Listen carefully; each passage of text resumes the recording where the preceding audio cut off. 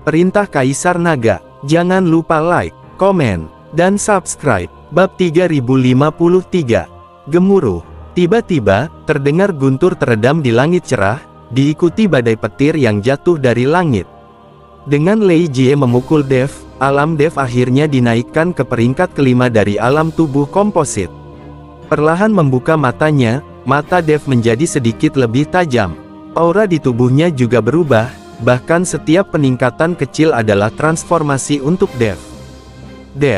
Melihat Dev bangun, Gao Qilan dan gadis-gadis lain mengelilinginya dengan gembira. Yihe memandang Dev, dan bergegas maju untuk dengan hormat berkata, "Tuan Dev, Anda sudah bangun." Dev memandang Yihe, tampak sedikit terkejut. "Yihe, mengapa Anda di sini?" "Racun di tubuh Anda." Dev menemukan bahwa aura Yihe tidak ditekan, dan pulih sepenuhnya. "Aku sudah sembuh, dan Putri Kabupaten Jialing menyembuhkanku," kata Yihe buru-buru. "Aku tidak memberinya pil Bingpo, jadi dia membantumu sembuh." Dev sangat terkejut. "Putri dari Kabupaten Jialing berkata bahwa dia percaya padamu, dan setelah kamu pergi, dia mendetoksifikasiku," jawab Yihe. Ketika Dev mendengar ini, dia merasa sedikit malu. Jika dia menelan pil Bingpo sendiri, bagaimana dia bisa menjelaskan kepada orang lain ketika dia kembali? "Tampaknya meskipun Anda mati di masa depan, Anda harus menepati janji yang Anda buat, atau Anda akan merasa bersalah." "Tuan Dev, apa yang harus kita lakukan dengan Huosa itu?" Ji Yun mengikuti Dev dan bertanya. Dev menoleh dan menemukan bahwa Huosa terbaring di tanah, hidungnya memar dan wajahnya bengkak. Meskipun tidak fatal, itu terlalu banyak penderitaan.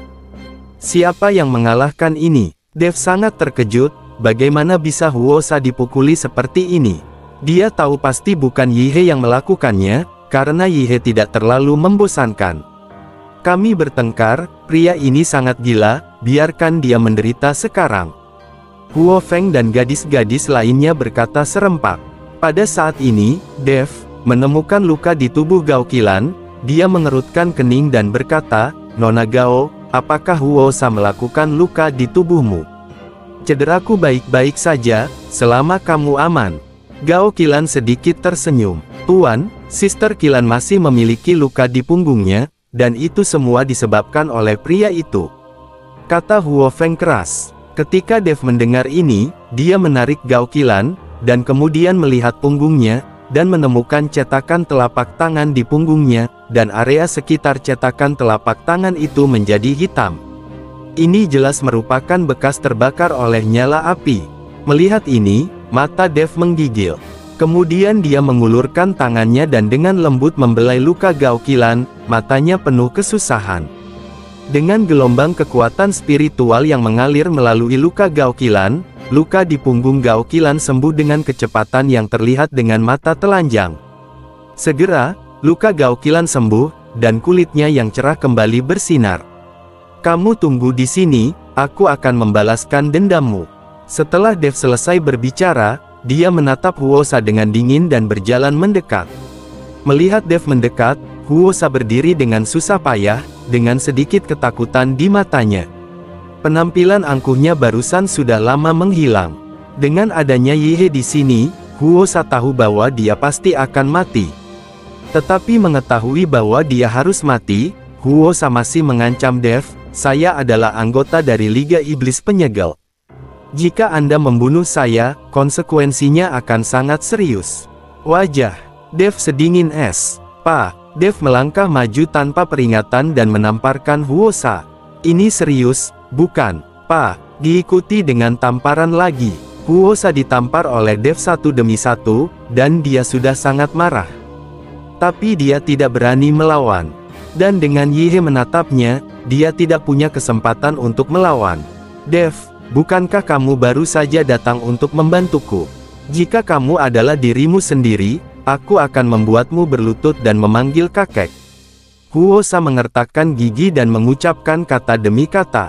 Bab 3054.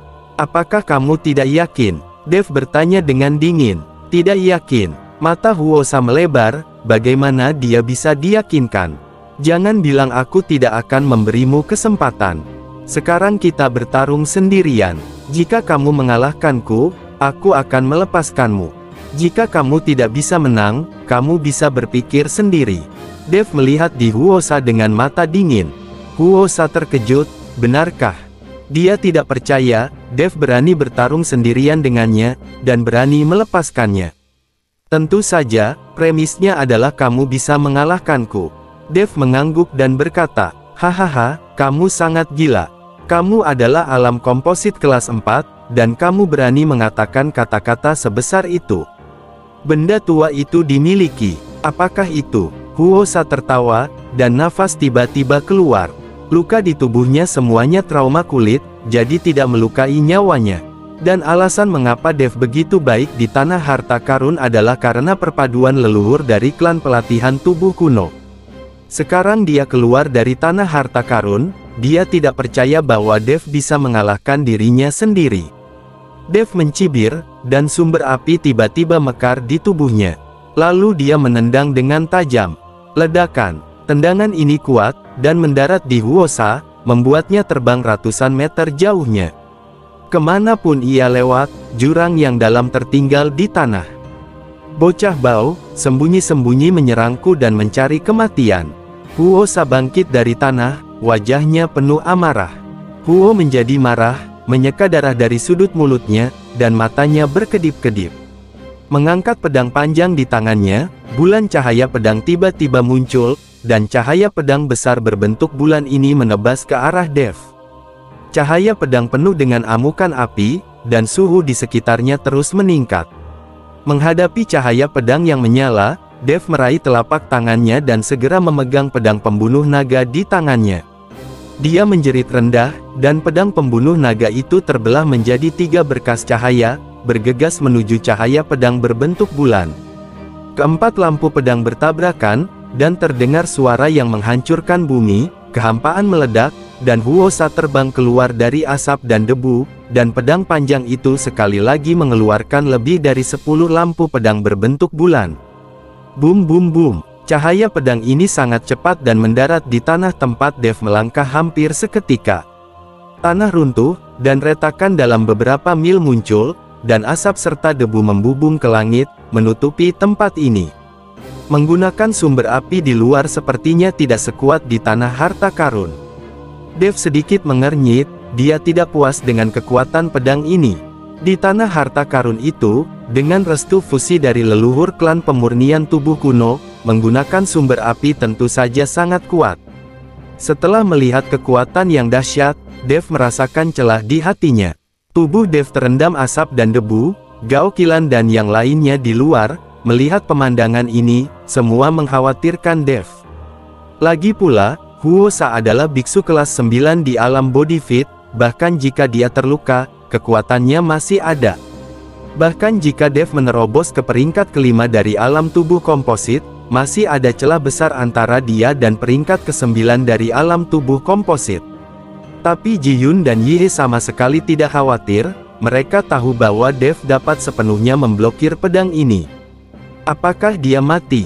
Melihat tidak ada gerakan, Huosa menarik pedangnya dan melangkah mundur, dengan hati-hati. Dia tidak berniat memasuki asap, karena itu akan memberi Dev kesempatan untuk menyelinap menyerang dirinya sendiri. Dia tahu bahwa pria ini Dev paling menyukai serangan diam-diam, dia harus berhati-hati, itu terkait dengan hidupnya.